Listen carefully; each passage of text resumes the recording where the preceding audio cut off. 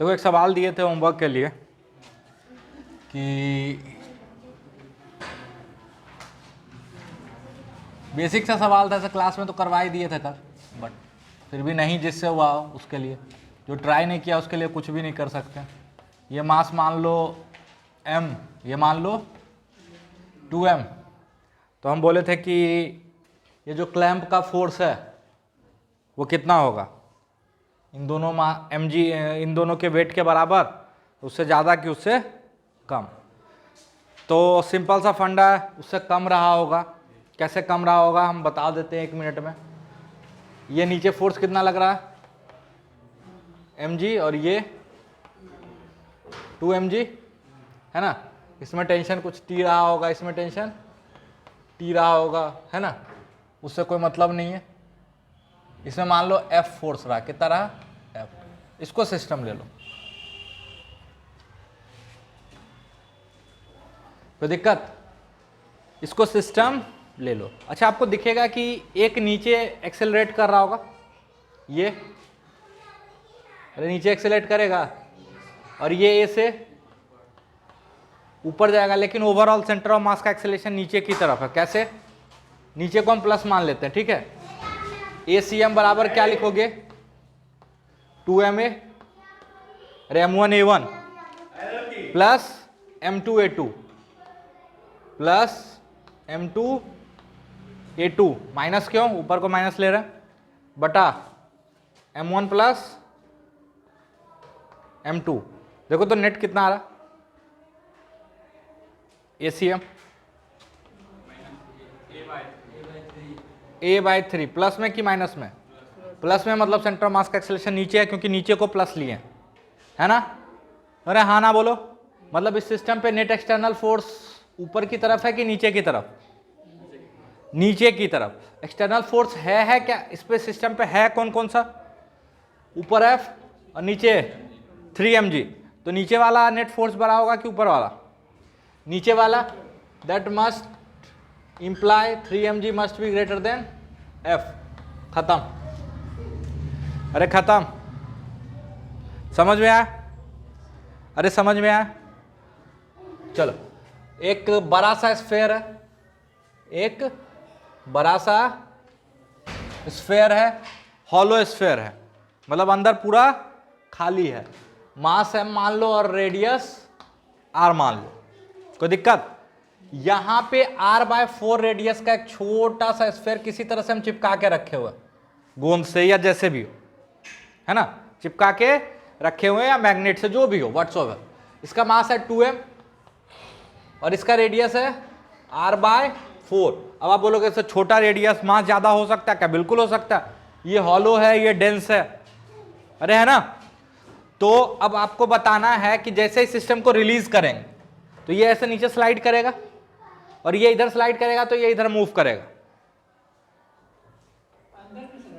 हाँ, ये अंदर में, ठीक है। और अंदर में मान लो फ्रिक्शन भी है, चलो अंदर में लेट सपोज फ्रिक्शन भी, तो ये इस पे से रोल करेगा तो ये पीछे मूव करेगा, है ना। तो आपको बताना है कि इस बड़े वाले स्फेयर का सेंटर कितना मूव करेगा जब ये वाला स्फेयर बिल्कुल बॉटम पे आ चुका होगा, है ना। Find the displacement of bigger sphere when the smaller sphere is at the bottom of it, है कि नहीं है। बाहर से यहां पे कहीं पे कोई फ्रिक्शन विक्शन नहीं, पक्का। शुरू हो जाओ जल्दी से, 2 तरीका बताएंगे इसका भी।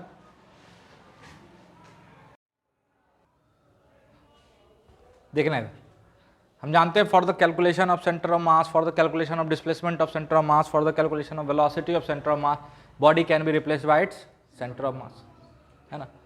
मान लो ये वाला x इधर मूव किया, अगर आपको दिक्कत है तो उल्टा भी मान लो, कोई दिक्कत नहीं। कितना मूव किया x, इसका सेंटर कितना मूव किया x या x1 मान, ठीक है, अरे ठीक है। अच्छा, अगर इसमें बैठ के सोच रहा है, इसमें बैठ के न्यूटन्स लॉ नहीं लिख पाएंगे क्योंकि ये एक्सेलरेटेड फ्रेम है, एक्सेलरेट करेगा, है ना। सिर्फ बड़े वाले को देखो तो एक्सेलरेट करेगा, तो उसमें बैठ के न्यूटन्स लॉ नहीं लिख सकते हैं, लेकिन उसमें बैठ के ये देख सकते हैं कि जब ये मूव करके यहां आ जाएगा, ध्यान से सुनना, जब ये मूव करके नीचे आ जाएगा, बिल्कुल ध्यान से सुनना, तो इस स्फेयर के रिलेटिव इसका सेंटर कितना एक्स में मूव किया, एक्स में। अरे पहले यहां था, बाद में यहां आ गया, तो ये r/4 था, ये r था, तो r - r/4, 3r/4 मूव किया x में। y में कितना मूव किया उससे हमको कोई मतलब नहीं, पहले हम x में मोशन देख रहे हैं, और क्यों देख रहे हैं वो भी आपको समझाएं, कोई दिक्कत? अच्छा, ये जो 3r/4 है वो इसका सेंटर का डिस्प्लेसमेंट ग्राउंड के रिस्पेक्ट में है? नहीं, इस स्फीयर के रिस्पेक्ट में, जो कि खुद आगे गया है x1 से। तो दूसरे वाले यानी बॉल, जो छोटा बॉल है ना, जो छोटा बॉल है उसको 2 बोलते हैं, उसका डिस्प्लेसमेंट कितना होगा? इसके रिलेटिव डिस्प्लेसमेंट और इसका डिस्प्लेसमेंट, अरे होगा 3r/4 प्लस x1, और पहले वाले का डिस्प्लेसमेंट x1। कोई दिक्कत? सिर्फ x में बात कर रहा है। 3r/4 कैसे आया? और इसका रेडियस r/4 दिया हुआ और इसका रेडियस r दिया हुआ, तो ये दूरी कितना r, उसमें से 3r/4 घटाओ, सॉरी r/4 घटाओ, तो 3r/4 बचेगा। जोड़ घटाओ गुना भाग में ये हालत। अच्छा ध्यान से देखो इस सिस्टम पे, इस सिस्टम को ध्यान से देखो, तो इस पे नेट एक्सटर्नल फोर्स क्या है? एक इसका mg, एक इसका mg, और एक नॉर्मल, सब y में है। x में सिस्टम पे कोई भी एक्सटर्नल फोर्स नहीं। आप बोलोगे सर ये जो रोल कर रहा तो इस पे फ्रिक्शन ऐसे लग रहा होगा, अरे लग रहा होगा, यहां आएगा तो ऐसे लग रहा होगा, उसका तो दोनों कंपोनेंट होगा, तो वो इंटरनल है। अरे फ्रिक्शन इस सिस्टम के लिए इंटरनल है ना, तो मतलब x में कोई भी एक्सटर्नल फोर्स नहीं है, मतलब x में सेंटर ऑफ मास का कोई भी एक्सेलेरेशन नहीं होगा। इसका मतलब ये हो गया कि x में सेंटर ऑफ मास का डिस्प्लेसमेंट भी 0 होगा, क्योंकि इनिशियल वेलोसिटी 0 थी। तो displacement of centre of mass in x m1 delta x1 plus m2 delta x2 by m1 plus m2, ये 0 है, ये इधर आके 0 हो जाएगा, किसी मतलब का नहीं है, और ठीक है, तो यहां जाकर 0 बराबर m1 कितना है? m x1 प्लस m2 कितना है? 2m इंटू, सॉल्व करो, x1 कितना आ रहा? जल्दी से जल्दी से,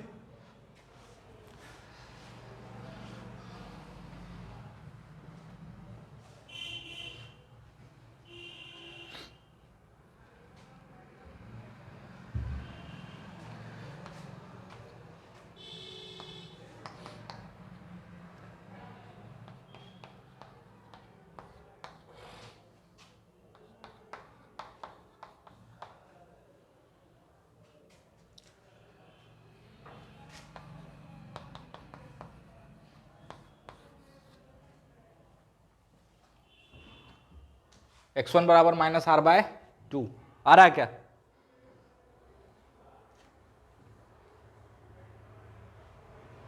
अरे आ रहा है क्या? कैलकुलेशन नहीं हो रहा, कितना कर रहे हो? हे भगवान, m से m कैंसिल आउट होगा, बचा x1, और इधर से आ जाएगा 2x1, तो 3x1 प्लस 3r/2, ये 2 से कटेगा 2 बार में, तो इधर चला जाएगा, माइनस साइन हो जाएगा। हे भगवान, आ गया? अरे आ गया, ये तो मतलब मजदूरों वाला तरीका है, ठीक है, आना चाहिए, जरूरी है ना। अब एक स्मार्ट मेथड, एक स्मार्ट मेथड या स्मार्ट मूव, इसका सेंटर ऑफ मास यहां और इसका सेंटर ऑफ मास यहां।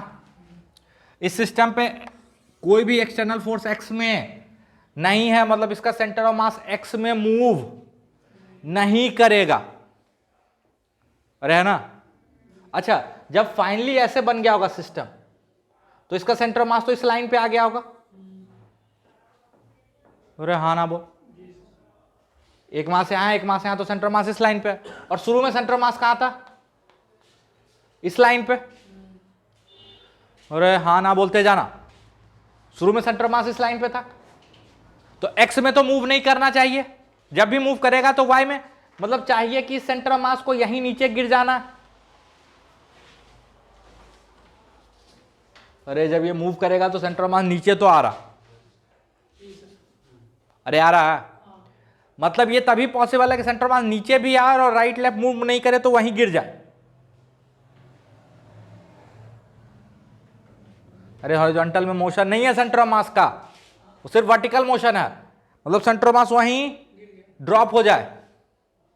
अरे होगा, अरे होगा, मतलब फाइनली इसका सेंटर बॉल का ये और सेंटर ऑफ मास तीनों एक लाइन में होगा, और ये वही लाइन होगा जहां पहले सेंटर ऑफ मास था। मतलब यहां सेंटर ऑफ मास कैलकुलेट कर लो, यहां जहां भी आए, अरे ये मास m है और ये मास 2m है, तो ऑब्वियसली सेंटर मास बीच में ना होके यहां कहीं होगा, और सेंटर मास यहीं से नीचे गिरा होगा, है ना? अरे है ना? तो फाइनल सिचुएशन क्या होगा, ये जो सेंटर है इसका सेंटर मूव करके सेंटर ऑफ मास पे आ जाएगा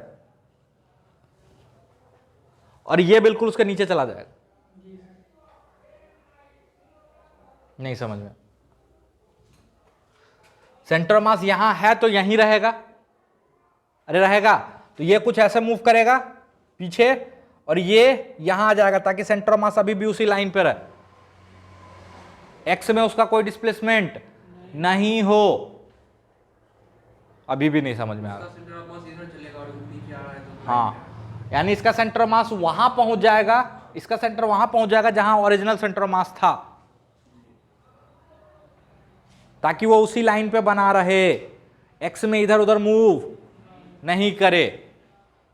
अरे दो पार्टिकल का सेंटर ऑफ मास हमेशा उसी लाइन पे होता है, तो ये तभी पॉसिबल है जब ये सेंटर मास पहले कहां था, यहां, अब इसको इधर उधर मूव नहीं करना, इसको नीचे गिरना, अरे गिरना है, ध्यान से देखना, ऐसे गिरेगा तो फाइनल सिचुएशन ऐसे बनना पड़ेगा, इसका सेंटर यहां, दूसरे वाले का सेंटर, अरे तभी तो इसका सेंटर मास अभी भी इसी लाइन पे रहेगा।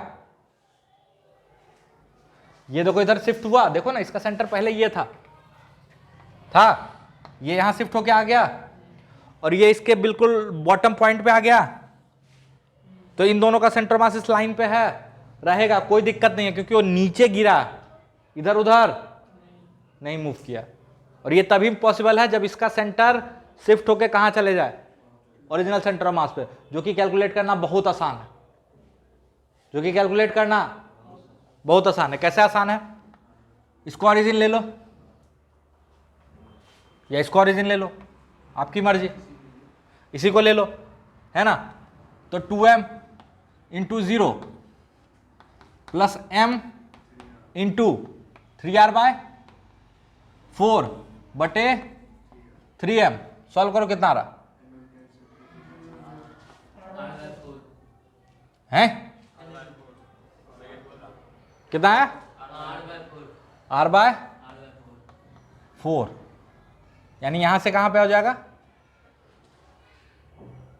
इधर से r/4 पे हो जाए, अरे इधर से r/4 पे हो जाए, हाँ, तो इधर से r/4, तो इधर से 2r/4, क्योंकि टोटल 3r/4 है, तो 2r/4 इज बेसिकली r/2।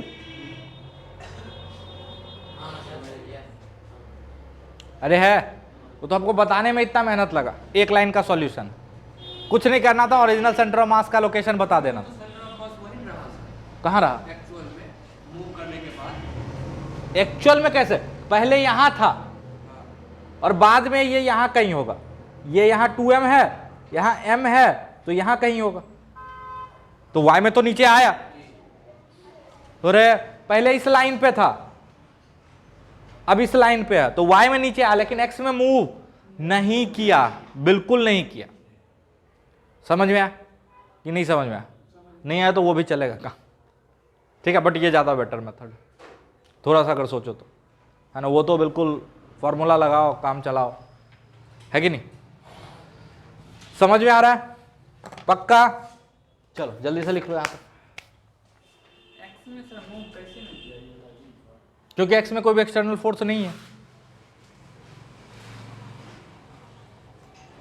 और इसका कुछ एक्स कोऑर्डिनेट कुछ वाई कोऑर्डिनेट है। एक्स में इसको मूव करने का मतलब इधर या इधर, ये तो यही है। एक्स में कहा, ये तो वाई में मोशन हुआ।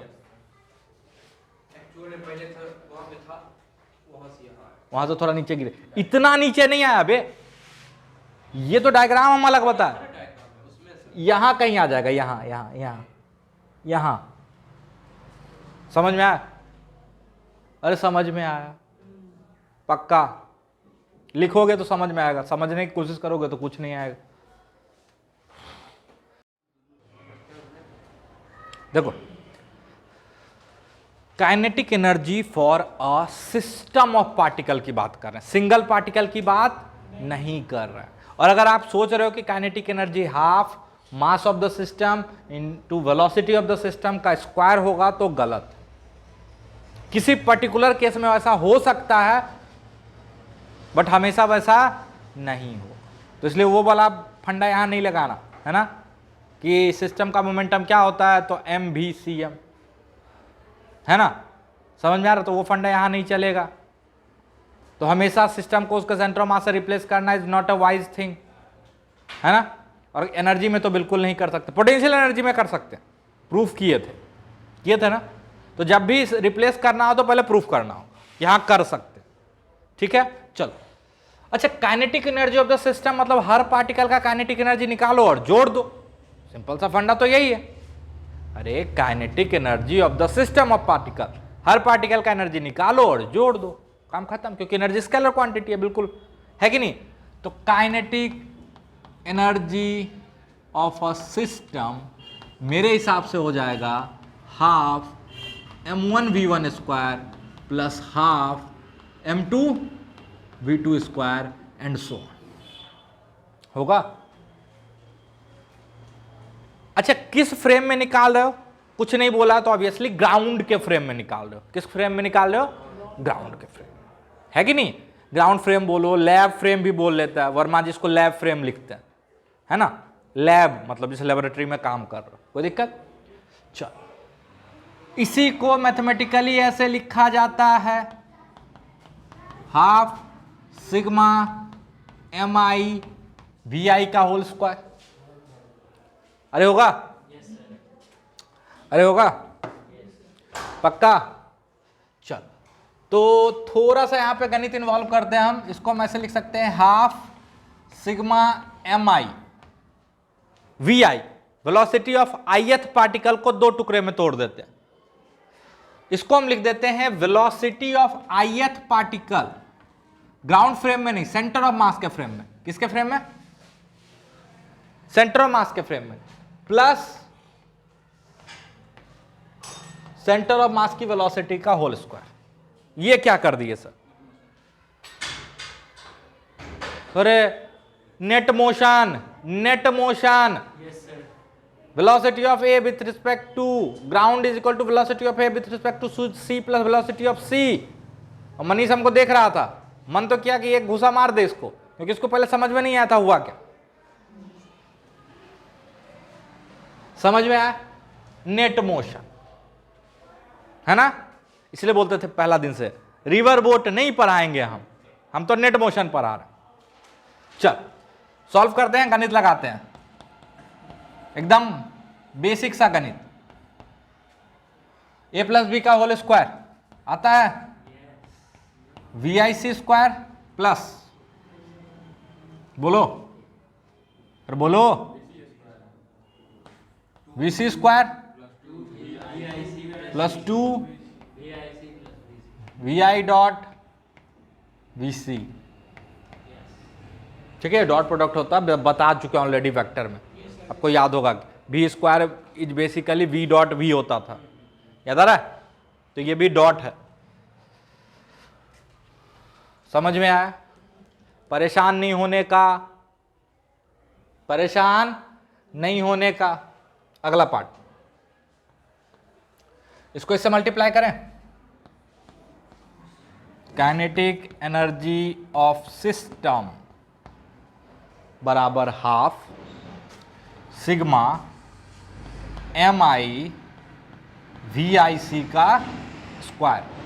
ये क्या पता, ध्यान से देखो, तो this is basically kinetic energy of the system in centre of mass frame. कैसे समझा देते हैं, kinetic energy of the system in ground frame, क्योंकि सब ग्राउंड के फ्रेम में लिखा हुआ था, यहां पे वेलोसिटी किसके फ्रेम में लिखा हुआ, सेंटर ऑफ मास के फ्रेम में। अच्छा ये सिंगल टर्म नहीं है, ये बहुत सारा टर्म है ऐसे ही, ये बेसिकली ये है VIC 1C 2C 3C, मतलब सारा वेलोसिटी किस फ्रेम में लिखा हुआ है, सेंटर ऑफ मास के फ्रेम में। तो this term is called kinetic energy in COM frame. अरे ये सिस्टम की काइनेटिक एनर्जी है कहां, COM फ्रेम में। अरे ग्राउंड फ्रेम में ये है तो COM फ्रेम में ये होगा। देखो ये VI किसके फ्रेम में था, ग्राउंड के फ्रेम में, ये VI किसके फ्रेम में है, तो सिस्टम का काइनेटिक एनर्जी सेंटर ऑफ मास के फ्रेम में, कोई दिक्कत। प्लस अगला टर्म देखना,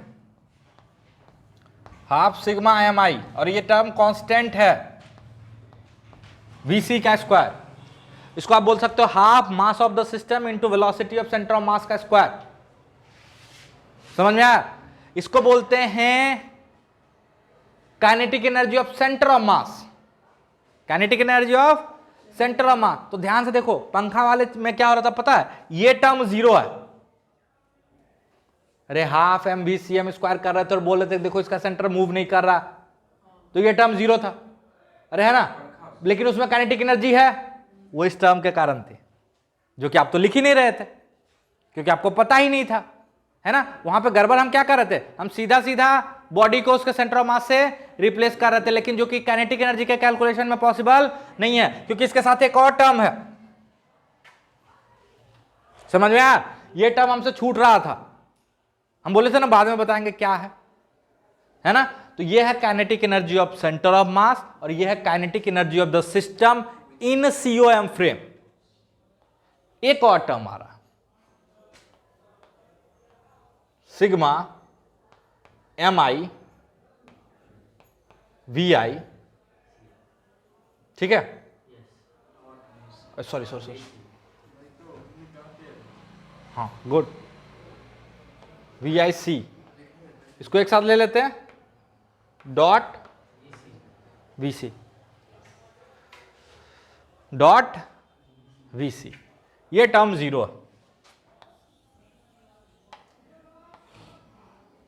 कोई प्रूफ कर सकता है क्यों 0 है,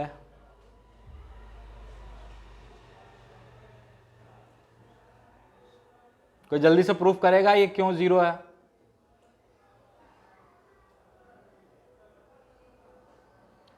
अरे जल्दी से बोलो। अच्छा, सिस्टम का मोमेंटम क्या होता है, सिस्टम का मोमेंटम क्या होता है, सिस्टम का मोमेंटम क्या होता है,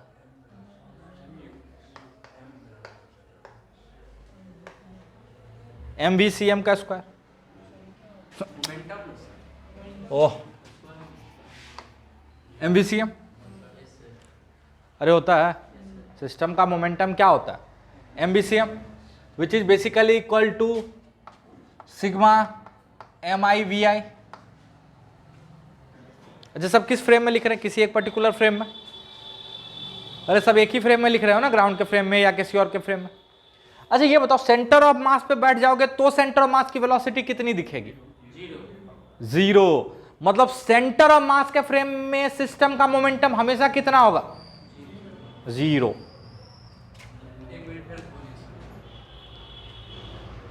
सिस्टम का मोमेंटम होता है MVCM, ठीक है। सेंटर ऑफ मास पे बैठ के सेंटर ऑफ मास को देखोगे तो उसकी वेलोसिटी कितनी दिखेगी, 0। मतलब velocity of centre of mass with respect to centre of mass क्या होगा, 0। अच्छा ये जो लिखे velocity of centre of mass with respect to centre of mass, मतलब सारा कैलकुलेशन कहां बैठ के हम कर रहे थे, सेंटर ऑफ मास के फ्रेम में। और जब भी ऐसा करेंगे तो मोमेंटम कितना दिखेगा हमको? तो सेंटर ऑफ मास के फ्रेम में सिस्टम का मोमेंटम हमेशा 0 होगा। होगा? ग्राउंड के फ्रेम से आपको कुछ भी मोमेंटम दिख जाए सिस्टम का, लेकिन जैसे ही सेंटर ऑफ मास पे बैठोगे तो पक्का सिस्टम का मोमेंटम क्या दिखेगा? अरे 0 दिखेगा, है ना? समझदार लोग इसी को बोलते हैं कि सेंटर ऑफ मास के फ्रेम में सिस्टम का मोमेंटम मिनिमम होता है। क्या होता है? मिनिमम होता है। कोई दिक्कत? पक्का? अच्छा, ये देखो तो बेसिकली सिस्टम का मोमेंटम है सेंटर ऑफ मास के फ्रेम में। m1 v1 plus m2 v2 plus m3 v3 is basically momentum of system, लेकिन किसके फ्रेम में? अरे अगर ये लिखा होता तो हम बोलते momentum of system in ground frame, vi velocity of highest particle. लेकिन अगर हम बोल देंगे कि वेलोसिटी ऑफ हर पार्टिकल कहां से देख रहे हैं? सेंटर ऑफ मास के फ्रेम से, तो मोमेंटम भी कहां से कैलकुलेट हुआ होगा? सेंटर ऑफ मास के फ्रेम से। और सेंटर ऑफ मास के फ्रेम से सेंटर ऑफ मास का मोमेंटम हमेशा 0 होगा। तो ये टर्म 0, ये टर्म नहीं समझ में आ रहा, कुछ भी नहीं समझ में आ रहा। आ गया? लिखो, कॉपी कलम चलाओ, तब समझ में आएगा। ठीक है? तो ये टर्म हो गया 0। तो kinetic energy of the system का क्या आएगा value? Half sigma mi vic square, which is called kinetic energy in COM frame plus kinetic energy of centre of मास। कोई दिक्कत? Kinetic energy in COM frame and kinetic energy of centre of मास। कोई दिक्कत? कोई दिक्कत? अरे हाँ ना बोलते जाओ, कुछ नहीं समझ में आ रहा, कुछ नहीं समझ में आ रहा। अरे आ रहा है, आ रहा है। अच्छा मान लो ये जो सिस्टम की काइनेटिक एनर्जी है कहां से लिखे हैं? ग्राउंड से या लेफ्ट फ्रेम से।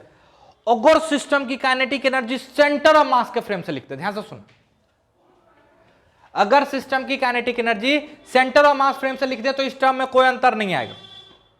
अरे ये तो ऑलरेडी सेंटर ऑफ मास के फ्रेम में ही है, ये टर्म हो जाएगा 0। अरे 0 हो जाएगा। इस टर्म में तो कभी कोई फर्क नहीं आएगा क्योंकि ऑलरेडी सेंटर ऑफ मास के फ्रेम में ही है। ये टर्म हो जाएगा 0। तो ये भी बोला जाता है कि किसी भी सिस्टम की काइनेटिक एनर्जी मिनिमम कहां हो सकती है? सेंटर ऑफ मास के फ्रेम। मिनिमम काइनेटिक एनर्जी कहां होएगी? सेंटर ऑफ मास के फ्रेम में। और कितनी होएगी? ये समझ में आया? अरे समझ में आया? बहुत इंपॉर्टेंट बात बोल दिए, लिख के रखोगे तो काम आएगा, नहीं लिखोगे तो बर्बाद होगे। हम डायरेक्ट कहीं अप्लाई कर देंगे, है ना? तो सिस्टम का मोमेंटम सेंटर ऑफ मास के फ्रेम में हमेशा 0 होता है और सिस्टम की काइनेटिक एनर्जी मिनिमम होती है सेंटर ऑफ मास के फ्रेम में। 0 नहीं होती है, मिनिमम होती है। कहां? सेंटर ऑफ मास के फ्रेम में। 0 हो सकती है किसी पर्टिकुलर केस में, वो अलग बात है, बट ये रटना गलत है। अरे समझ में आया? समझ में आया? पक्का? पक्का? जल्दी से लिख लो।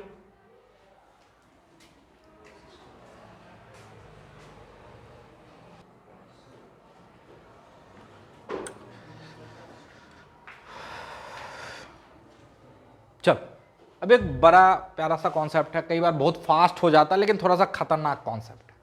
ठीक है? उसको नहीं भी अप्लाई करोगे तो आपका सारा सवाल बनेगा, है ना? बट कई बार वो चीज़ बहुत फास्ट हो जाता है ना? थोड़ा सा आपको एक इनसाइट आइडिया भी आता है, इसलिए हम पढ़ा दे रहे हैं। तो अब हम लोग बात करेंगे सेंटर ऑफ मास फ्रेम की, है ना? कई बार सिचुएशन को सेंटर ऑफ मास के फ्रेम से काम करना काफ़ी आसान हो जाता है, लेकिन थोड़ा सा ट्रिकी कॉन्सेप्ट है ना? थोड़ा सा ट्रिकी इन द सेंस कि फंस सकते हो कई बार। तो तभी लगाने का एग्जाम में जब कॉन्फिडेंस आ जाए, है ना?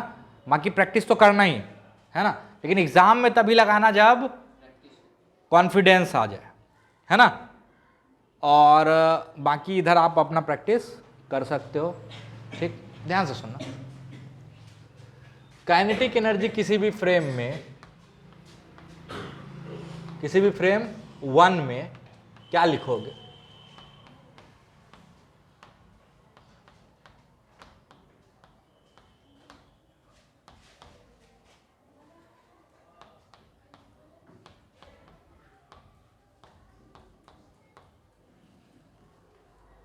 कुछ गलत लिखे, किसी भी फ्रेम 1 में सिस्टम की काइनेटिक एनर्जी हो जाएगी half sigma m i v i c का square plus half m velocity of centre of mass का स्क्वायर, किस फ्रेम में? 1 के फ्रेम। अरे हाँ ना बोल,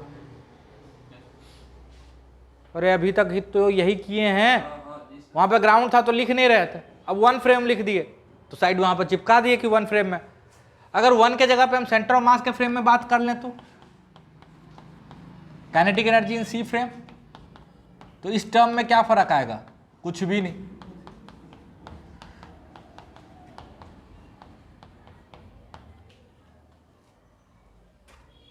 लास्ट टर्म क्या हो जाएगा?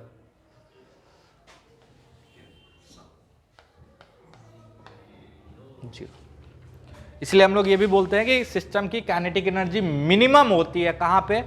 सेंटर ऑफ मास के फ्रेम, है ना।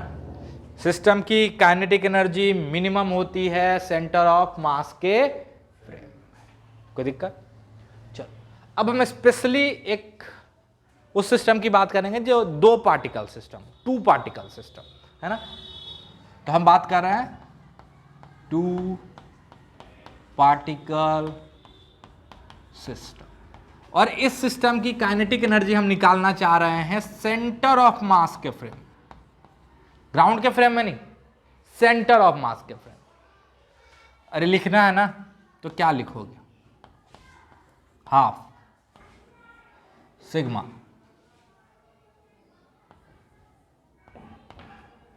m1, या सिग्मा क्यों, 2 टर्म ही है, m1, और ये velocity of 1 with respect to centre of mass को क्या लिख सकते हो? Velocity of 1 minus velocity of centre of mass. ये कहां से आया? Relative motion plus half m2 velocity of 2 minus velocity of centre of mass का स्क्वायर्ड। अरे होगा? चलो इसको सॉल्व करते हैं। हाफ m1 v1, इसको लिख देते हैं m1 v1 plus m2 v2 by m1 plus m2 लिख सकते हैं। अरे velocity of centre of mass क्या हो? अच्छा ये भी नहीं आता, plus half m2 into v2 minus m1 v1 plus m2 v2 by m1 plus m2 का होल स्क्वायर। कोई दिक्कत? चलो थोड़ा सा अच्छे से इसको सॉल्व करो, चीज़ें आपको समझ में आने लगेंगी। m1 v1 plus m2 v1, m1 v1 plus m2 v1, उसमें से m1 v1 कैंसिल आउट हो जाएगा और बचेगा m2 v1 minus m2 v2। तो यहां से लिख सकते हैं m2 v1 माइनस v2। अरे लिख सकते हो, अरे लिख सकते हो, बटे m2 का होल स्क्वायर, ठीक है, प्लस हाफ m2। इधर क्या क्या बचेगा ध्यान से देखना, m1 v2 plus m2 v2, m2 v2 cut जाएगा तो सिर्फ बचेगा m1 v2 माइनस v1 बटे m1 प्लस m2 का होल स्क्वायर। कोई दिक्कत? अरे कोई दिक्कत? इसको सॉल्व करो खुद से, हम डायरेक्ट आंसर लिखें, हम डायरेक्ट आंसर लिखें बगल में। इसको जब आप सॉल्व करोगे तो आपको मिलेगा, ध्यान से देखना, और आप सॉल्व करके देखना, kinetic energy of 2 particle system in centre of mass frame, ये मिल जाएगा half m1 m2 bye m1 plus m2, और इधर आ जाएगा V2 माइनस V1 या V1 माइनस V2 का होल स्क्वायर। स्क्वायर में तो कोई फर्क पड़ता नहीं, अरे है ना, अरे है ना। इसको रिलेटिव वेलोसिटी भी बोल सकते हो, दो की velocity with respect to one, अरे बोल सकते हो। अच्छा, इसको ऐसे रिप्रेजेंट करा जाता है म्यू से।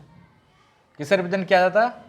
म्यू से। बोलते हैं रिड्यूस्ड मास, सिस्टम का रिड्यूस्ड मास है, ठीक है।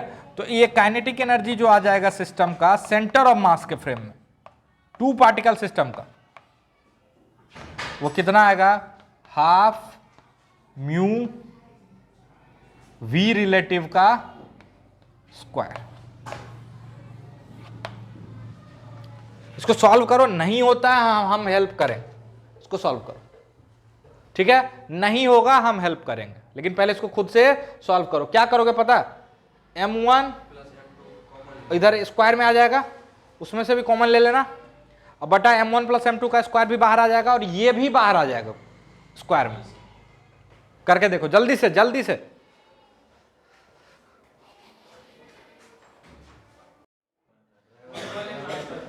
चलो, तो दो पार्टिकल सिस्टम की हम लोग बात कर रहे थे, तो उसकी kinetic energy centre of mass frame में कितनी आई?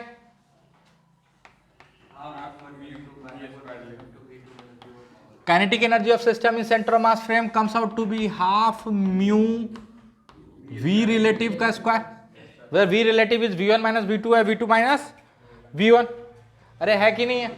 अच्छा, अगर इसका काइनेटिक एनर्जी ग्राउंड फ्रेम में लिखना तो क्या लिखोगे? Kinetic energy will come out to be, ये टर्म तो रहेगा ही, अरे रहेगा, plus kinetic energy of centre of mass, वो क्या होता है? Half mass of the system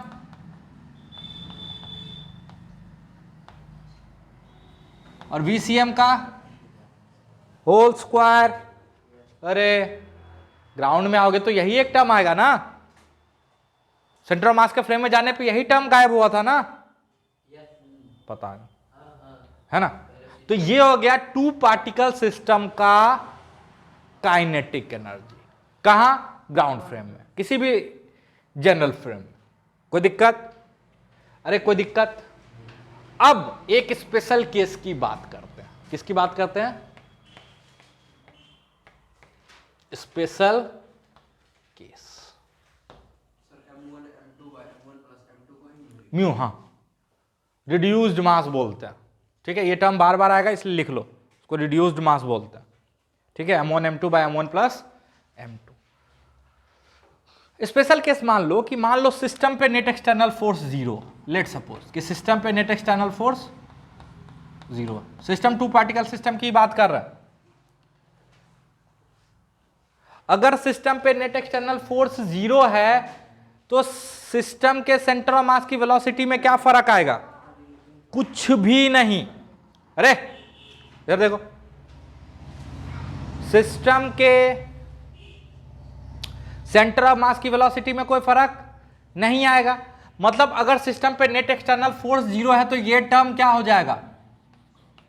constant हो जाएगा। 0 मत बोल दे, कांस्टेंट हो जाएगा। अरे है ना, अरे है ना। तो एकमात्र यही पार्ट है जो दूसरे फॉर्म में जाने के लिए अवेलेबल है। यही पार्ट है जो दूसरे फॉर्म में जाने के लिए अवेलेबल है। जैसे काइनेटिक एनर्जी से स्प्रिंग पोटेंशियल एनर्जी में चला जाए, काइनेटिक एनर्जी से ग्रेविटेशनल पोटेंशियल एनर्जी में चला जाए, या काइनेटिक एनर्जी से फ्रिक्शन में चला जाए, हीट के फॉर्म में बर्बाद हो जाए। लेकिन जो एनर्जी ट्रांसफर या ट्रांसफॉर्मेशन के लिए अवेलेबल है वो कौन सा? इसमें तो कोई चेंज नहीं आएगा अगर सिस्टम पे नेट एक्सटर्नल फोर्स क्या है? 0। इसमें तो कोई चेंज नहीं आएगा। आएगा? नहीं आएगा। अब देखो कितना फास्ट हो जाएगा ये सवाल। अगर इस सवाल को आप ध्यान से देखो, ये मास क्या था? m, ये मास क्या था? 2m। इसको रफ्तार कितना दिए थे? u, और बोले थे कि मैक्सिमम कंप्रेशन कितना होगा, मतलब मैक्सिमम स्प्रिंग पोटेंशियल एनर्जी कितना मिल सकता, अरे मैक्सिमम स्प्रिंग पोटेंशियल हमको कितना मिल सकता। तो आप बोलोगे इस टर्म में तो कोई फर्क नहीं आएगा, यही ज्यादा से ज्यादा किस में चला जाएगा, स्प्रिंग पोटेंशियल एनर्जी में। क्या पूरा चला जाएगा? हाँ, क्योंकि जब मैक्सिमम कंप्रेशन होगा तो रिलेटिव वेलोसिटी क्या हो जाएगी, जीरो। मतलब ये टर्म क्या हो जाएगा, जीरो। और यही किस में कन्वर्ट हुआ होगा, स्प्रिंग पोटेंशियल एनर्जी में। यानी सीधा आंसर लिख सकते थे हाफ के एक्स स्क्वायर बराबर हाफ m1 m2, और ये वी रिलेटिव क्या था, अरे शुरू में क्या था, आंसर मिलाना यही। कल वाला उलट के देखो, आंसर यही। कुछ नहीं समझ में, अरे कल वाला क्वेश्चन में उलट के देखो, यही आंसर है, हाफ के एक्स स्क्वायर का वैल्यू। उसी तरह इस सवाल में अगर आप सोचो, ये वाला सवाल बिल्कुल ध्यान से सुनते जाना। m मास, 2m मास, u रफ्तार, कितना ऊपर जाएगा। तो आप बोलोगे कि यही एनर्जी कन्वर्ट हुआ होगा, इसमें तो कोई चेंज नहीं आया, अरे नहीं आया ना, तो आप सीधा सीधा लिख दोगे। अच्छा, इसके लिए स्पेशल केस में क्या है, एक्सटर्नल फोर्स जीरो है सिस्टम पे, है ना, तो यहां पे लिख दोगे कि mgh जो होगा, mgh वो कितना हो जाएगा,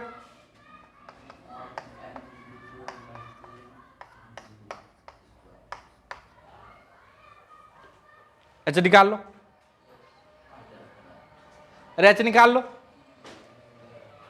इसमें देखो, इसको यू रफ्तार दिए थे, m 2m, हमको दिखा सिस्टम पे कोई भी एक्सटर्नल फोर्स नहीं है।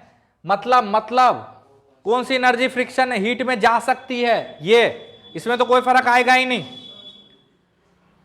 तो work done by friction is equal to, minus sign लगा देते हैं, अरे फ्रिक्शन का वर्क निगेटिव होगा ना, या सिंपली ऐसा लिख जो हीट में जाएगा, जो हीट में जाएगा, हाफ म्यू वी रिलेटिव का स्क्वायर।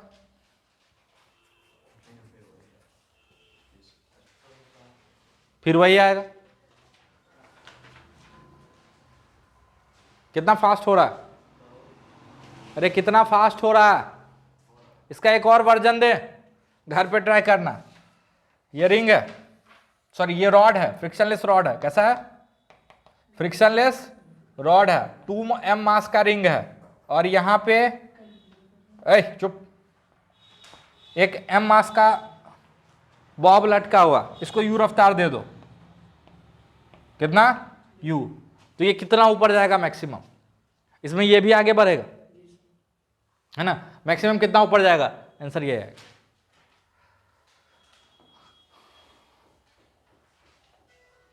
अरे समझ में आया, कुछ समझ में आया क्या, डेल प्लस वन, हीट में जो गया, जो हीट प्रोड्यूस हुआ, समझ में आया।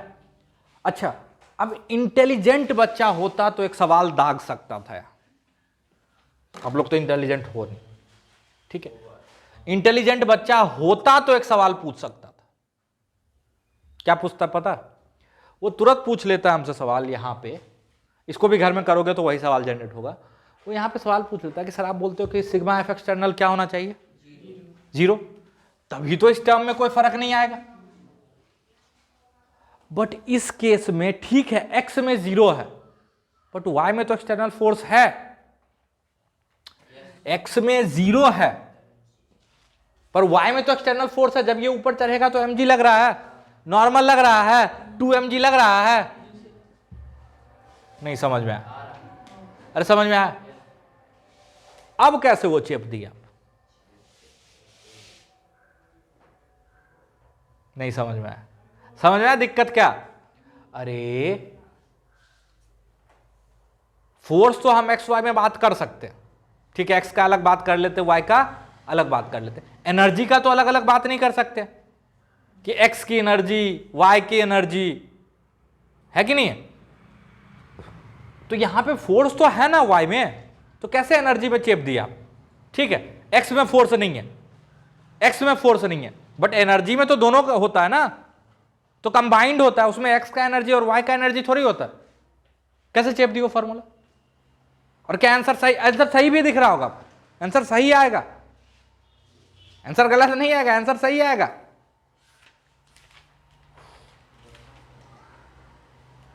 आंसर गलत नहीं आएगा, कल वाले से मिला के देखना, सही आएगा आंसर। असल में खासियत यहां पे क्या हो रहा, ध्यान से सुनना। ये जब चढ़ते चढ़ते यहां पे आके रुका, ध्यान से सुनना, यहां पे जब रुका तो इसके रिलेटिव इसकी वेलोसिटी क्या है? 0। अच्छा, ये फॉर्मूला हम बीच में नहीं लगा सकते, इस केस में हम बीच में नहीं लगा सकते कि यहां पे ये फॉर्मूला लगा दे, नहीं चलेगा, लेकिन यहां पे लगा सकते हैं जब रुक गया। पता है क्यों? जब रुक गया है तो अगेन सेंटर ऑफ मास की वेलोसिटी एग्जैक्टली वही हो चुकी जो पहले थे, क्योंकि यहां पे जो भी फर्क आएगा वो सिर्फ वाई में आ रहा है ना। अरे जो भी फर्क आ रहा है वाई के फोर्स के कारण आ रहा है ना। लेकिन इस स्पेशल केस में बात करो, जब ये यहां पे, अच्छा पहले जब सेंटर ऑफ मास की वेलोसिटी वाई में कितनी थी? पहले 0, ये इधर मूव कर रहा था, इधर मूव नहीं कर रहा था। लेकिन जब बीच में था, ये बीच में कहीं था, तो वाई में वेलोसिटी 0 नहीं थी। इसके मोशन के कारण वाई में एक कंपोनेंट आ रहा था, सेंटर ऑफ मास ऊपर जा रहा है। अरे जा रहा है ना, सेंटर ऑफ मास ऊपर मूव किया है। लेकिन इस पर्टिकुलर केस में देखो, इसका रिलेटिव ये रुक गया, मतलब ये भी अब किधर चल रहा है? सिर्फ हॉरिजॉन्टल में चल रहा है। कल तो प्रूफ किए हैं, अगर ये हॉरिजॉन्टल में चल रहा तो ये भी हॉरिजॉन्टल में चल रहा है। मतलब अगेन वाई में सेंटर ऑफ मास की वेलोसिटी क्या हो गई? 0, और एक्स में तो चेंज होने का ही नहीं। अरे क्योंकि एक्स में कोई फोर्स ही नहीं है, एक्स में फोर्स नहीं है तो एक्स में सेंटर ऑफ मास की वेलोसिटी चेंज नहीं होगी। लेकिन वाई में चेंज हो रहा था, वो भी इस पर्टिकुलर मोमेंट के लिए क्या हो गया? 0। तो चेंज क्या हो गया? 0, क्योंकि पहले भी 0 और यहां भी 0। तो ये टर्म हम कंफर्मली बोल सकते हैं कि कांस्टेंट।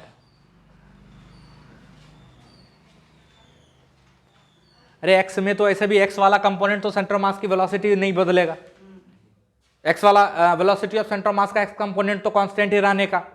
पंगा कौन कर रहा था? वाई। वो भी उस मोमेंट पे क्या हो गया? 0। पहले भी 0 और बाद में भी 0, वाई वाला और एक्स वाला तो सेम है। तो इसीलिए उस पर्टिकुलर मोमेंट पे ये इक्वेशन काम कर जाएगा। समझ में आया? अच्छा, इसमें कोई पंगा नहीं, इसमें तो एक्स में ही बात कर है ना, इसमें कोई पंगा नहीं है, उसमें कोई पंगा नहीं है, इसमें पंगा आ गया, ये ऊपर उठ रहा है। लेकिन देखना मैक्सिमम हाइट तब होगा जब इसके रिलेटिव ये रुक जाएगा। अरे इस पे बैठ के देखोगे तो ये सिर्फ ऐसे घूमता हुआ दिखेगा, अगर आप इसी पे बैठ जाओगे तो ये घूमता हुआ दिखेगा। अरे दिखेगा ना। और अगर ये घूमता हुआ दिखा, what does that means? It means कि ये जब रुकेगा इसके रिलेटिव तब वो मैक्सिमम हाइट पे होगा। अरे होगा ना। तो उस समय ये भी एक्स में चल रहा होगा और ये भी सिर्फ एक्स में या हॉरिजॉन्टल में चल रहा होगा, तो वाई वाला वेलोसिटी उस पर्टिकुलर मोमेंट के लिए क्या हो जाएगा? 0, इसलिए आंसर आ जाता है। समझ में आया? लेकिन ये थोड़ा सा इंटेलिजेंट डाउट, समझ में आया? डाउट भी हम ही क्रिएट किया, आपके दिमाग में तो आया नहीं था। अरे पूछना चाहिए था ना कि भाई वाई में तो फोर्स है और एनर्जी में तो एक्स और वाई तो नहीं होता। समझ में ही नहीं आया, ना डाउट आया ना सॉल्यूशन आया। समझ में आया? तो 2 पार्टिकल सिस्टम के लिए बड़ा प्यारा सा इक्वेशन है ना, बहुत फास्ट हो जाता है। लेकिन यही सब लफड़ा थोड़ा सा है ना, ये सब थोड़ा सा लफड़ा है। हाँ, यहां पे अगर चिपका दोगे तो गलत हो जाएगा। लेकिन वो जो मोमेंटम वाला मेथड था, एक्स में मोमेंटम कंजर्व करके एनर्जी कंजर्व, तो वो काम कर जाएगा, वो करेगा, वो वहां भी बराबर काम करेगा, है ना। चलो, यहां तक में कोई दिक्कत, कोई परेशानी तो बोलो। ये टफ पार्ट है थोड़ा सा, ठीक है, तो तकलीफ होएगी, लेकिन घर पे जाके खुद से, अच्छा आप लोग करते हो घर पे जाके फिर से सारे डेरिवेशन को खुद से करने की कोशिश करते हो? ये सब कौन करता है? किया करो, कम से कम डेरिवेशन वाला पार्ट किया करो, मस्त। चलो इसी का थोड़ा सा एप्लीकेशन और आपको बताते हैं, है ना। जैसे एक काट है, एक काट है, फ्रिक्शनलेस सरफेस पे रखा हुआ है ना, इस पे एक आदमी है। ओए ध्यान से सुन,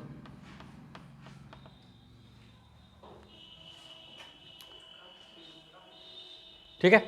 ये आदमी आगे कूद गया, ये आदमी आगे कूद गया, ऐसे कूद गया, ठीक है। तो मेरा सवाल है, सिस्टम की काइनेटिक एनर्जी बढ़ी घटी की कांस्टेंट रहे? हाँ लिखो, कॉपी कलम चलाओ, कांस्टेंटे रहेगा सर।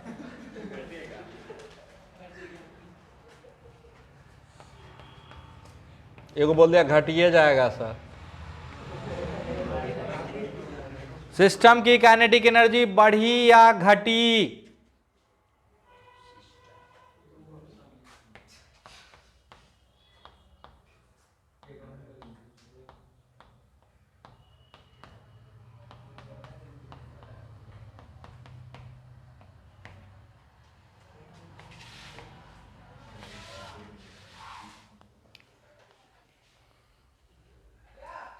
देखो सिस्टम की काइनेटिक एनर्जी बढ़ेगी, कैसे बढ़ेगी? ध्यान से सुनो। जब ये आदमी ऐसे था पहले रेस्ट पे, तो सिस्टम की काइनेटिक एनर्जी क्या थी? 0। अच्छा जब ये कूदा तो ध्यान से देखो, इस सिस्टम पे अभी भी एक्स में कोई हॉरिजॉन्टल फोर्स नहीं है, एक्सटर्नल फोर्स नहीं है, मतलब ये पार्ट पे तो कोई फर्क नहीं पड़ेगा। अरे इस पार्ट पे तो कोई फर्क नहीं पड़ेगा, ये पहले भी 0 था, अभी भी 0 है, लेकिन पहले u रिलेटिव 0 था, इसके रिलेटिव इसकी वेलोसिटी क्या थी? 0। अब कूदेगा तो ये मान लो u1 से इधर गया और ये मान लो u2 से इधर गया, तो अब रिलेटिव वेलोसिटी आ गई, पता नहीं चला, तो ये टर्म आ गया, काइनेटिक एनर्जी बढ़ गई। पहले ये भी 0 था, ये भी 0 था, बाद में ये तो 0 ही रहेगा, इस टर्म पे तो कोई फर्क ही नहीं पड़ेगा। क्यों? क्योंकि एक्स में कोई भी एक्सटर्नल फोर्स नहीं है, तो सेंटर ऑफ मास की वेलोसिटी नहीं चेंज हो रही, बट ये टर्म तो बढ़ गया। अब कोई आपसे पूछ ले और इस पे तो कोई भी एक्सटर्नल फोर्स नहीं था, है ना, ध्यान से सुनना, तो काइनेटिक एनर्जी कैसे बढ़ गई? तो रे बुर्बक गधा, कोई बच्चा पहले, अच्छा गंदा वाला जवाब भी सुन लो, सर नॉर्मल लगा होगा ना। अबे नॉर्मल का वर्ग 0 है, नॉर्मल का वर्ग 0 है, नॉर्मल इधर लगता है और डिस्प्लेसमेंट इधर है, mg का वर्ग 0 है। अरे सर इंटरनल फोर्स वर्क कर सकता है, इंटरनल फोर्स वर्क कर सकता है, और जब ये कूदा तो इसका मसल्स है ना आदमी के शरीर में, वर्क किया होगा, इसको 10 बार इस पे चढ़ा के कूदाओ, थक जाएगा। समझ में आया? तो वो मसल से पुश किया, मसल्स वर्क किया, इसीलिए सिस्टम में काइनेटिक एनर्जी आई, सिस्टम में काइनेटिक एनर्जी आई। एक ऐसे टुकड़ा था रखा हुआ, ब्लास्ट कर गया, अलग अलग टुकड़े में बट गया, 2 टुकड़े में बट गया, मान लो 3 नहीं 2 टुकड़े में बट गया, एक इधर भागा एक इधर भागा। अगेन सिस्टम की काइनेटिक एनर्जी बढ़ी की घटी? बढ़ी। पहले u रिलेटिव 0 थी, बाद में u रिलेटिव आ गया, इस टर्म पे तो कोई फर्क नहीं पड़ेगा क्योंकि सिस्टम पे एक्सटर्नल फोर्स नहीं है, सिस्टम पे एक्सटर्नल फोर्स नहीं है, तो इस टर्म पे तो फर्क नहीं पड़ा, लेकिन u रिलेटिव, अच्छा काइनेटिक एनर्जी सिस्टम की बढ़ गई, कहां से आई? केमिकल एनर्जी जो ब्लास्ट में रिलीज हुआ। समझ में आया? अरे समझ में आया? समझ में आया? सर अगर जो आदमी है उछल के उसी पे कूदता तब क्या? जो बोले वो समझ में आया?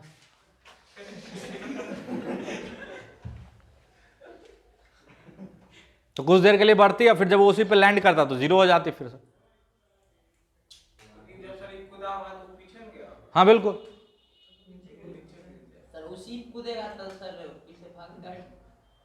काट पे परपेंडिकुलर कूदेगा तो कुछ नहीं होगा बे, नीचे कूद थोड़ा देर के लिए भी नहीं बचेगा। नहीं, क्योंकि परपेंडिकुलर कूदने के लिए वो आदमी इसको नीचे पुश किया होगा, नीचे, तो नीचे का नॉर्मल बढ़ जाएगा थोड़ी देर के लिए, वो मैनेज कर लेगा, और वो जो नॉर्मल उस पर लगेगा उसके कारण वो ऊपर जंप हो जाएगा।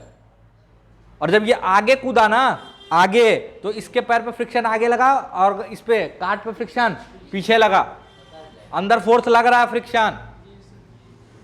इसलिए बोलते हैं फोर्स एनालिसिस बहुत इंपॉर्टेंट था और हर चीज बताए हैं।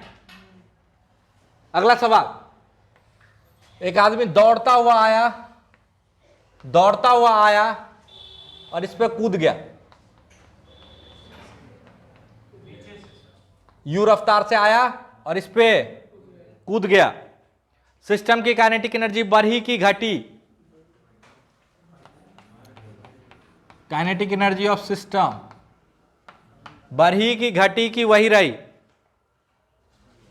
बढ़ी कि घटी कि वही रही? सिस्टम की काइनेटिक एनर्जी घटेगी, क्यों? बस बोल दिए। कितना बड़ा यार, कम से कम तुक्का लगाओ, उसका एक्सप्लेन करने की कोशिश करो। हम कहां बोलते हैं सही एक्सप्लेनेशन दो। ये आदमी दौड़ता हुआ आया और काट पे कूद गया, काट रेस्ट पे था, तो सिस्टम की काइनेटिक एनर्जी बढ़ी कि घटी? एनर्जी घटी। इस टर्म में अगेन कोई फर्क नहीं आया, क्यों? क्योंकि ये दोनों एक है ना। अरे तो ये जब इस पे कूदा होगा तो इस पे फ्रिक्शन पीछे, इस पे फ्रिक्शन आगे, इसलिए ये आगे मूव करने लगा होगा, है ना, आगे मूव करने लगा होगा, ठीक है। सेंटर ऑफ मास की वेलोसिटी में कोई फर्क आएगा? नहीं, क्योंकि एक्स में कोई भी हॉरिजॉन्टल फोर्स नहीं है ना।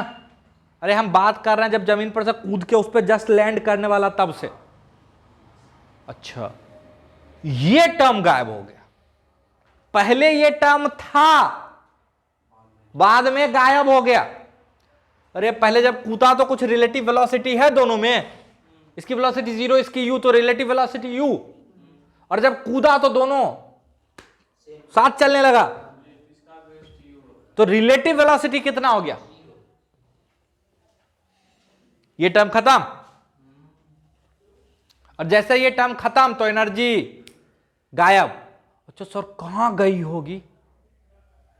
अगेन मसल्स कुछ निगेटिव वर्क किया होगा वहां रोकने के लिए, जब कूदा कुछ समझ में आया, कुछ फ्रिक्शन के हीट लॉस में गया होगा,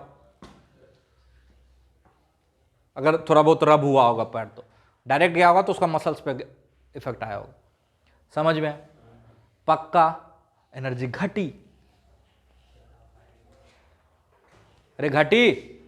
अच्छा, दो बॉल है जमीन पे रखा हुआ, इसके बीच में एक रस्सी था, स्लैग था। रस्सी कैसा है? स्लैग, लूज है। इसका मास m है, इसका मास 2m है, इसको u रफ्तार दे दिए। तो जब रस्सी टाइट हो जाएगी तब सिस्टम की काइनेटिक एनर्जी घटेगी कि बढ़ेगी?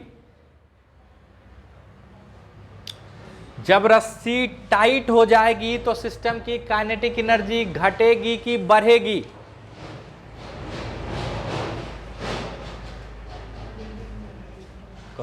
घटेगी। अगेन यहां से देखो, इस टर्म के कोई फर्क नहीं आएगा, क्योंकि जो रस्सी का झटका होगा वो इंटरनल फोर्स होगा। अरे ये जो जैसे खींचेगा ना, तो इस पे रस्सी इधर लगाएगा और इस पे इधर, तो वो इंटरनल फोर्स। अगर इन दोनों को हम सिस्टम ले लें तो कोई भी एक्सटर्नल फोर्स नहीं है, तो इस चीज पे कोई फर्क नहीं पड़ा। लेकिन ये जो रिलेटिव वेलोसिटी वाला टर्म था वो खत्म हो जाएगा। पहले इसके रिलेटिव ये मूव कर रहा था, बाद में दोनों साथ मूव करने लगेगा। अरे करेगा तो सिस्टम की काइनेटिक एनर्जी घट गई। कहां गई? कहां गई? तो रस्सी में जो झटका लगता है ना, झटका, तो रियलिटी में वहां भी उसको अकॉस्टिक लॉसेस बोलते हैं। समझ में आया? उसके मॉलिक्यूल जो खींचते हैं, वाइब्रेट होते हैं, उसमें एनर्जी चली जाती है। समझ में आया? समझ में आया? अरे समझ में आया? तो हम लिख सकते हैं ब्लास्ट के केस में, जंप के केस में लैंड के केस में लैंडिंग, जंपिंग, है ना, कॉलिजन, कॉलिजन डिपेंड करेगा कि किस तरह का कॉलिजन है, उस पर बाद में बात करेंगे, है ना। जर्क, जर्क मतलब झटका, इन सारे केसेस में एनर्जी कंजर्व नहीं करना चाहिए। एनर्जी कंजर्व है क्या? नहीं, एनर्जी का लॉस हो रहा है। लॉस मतलब किसी ऐसे फॉर्म में चला जा रहा है जो आपको वापस नहीं मिलने वाला। लॉस तो क्या ही होगा।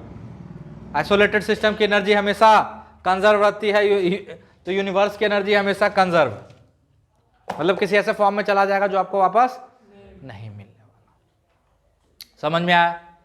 तो जर्क, ब्लास्ट, जंप, लैंडिंग, है ना, इस सब केस में एनर्जी कंजर्व नहीं करना चाहिए। नहीं करने का जो दिख रहा है, या तो यू रिलेटिव आ जा रहा है या यू रिलेटिव गायब हो जा रहा है, और वो अपने आप नहीं आता। या तो सिस्टम का इंटरनल फोर्सेस वर्क किया होगा तो एनर्जी बढ़ गई होगी, या उन पे नेगेटिव वर्क होके एनर्जी घट गई होगी। अरे है ना, समझ में आ रहा है? पक्का? बहुत इंपॉर्टेंट चीज बता दी है।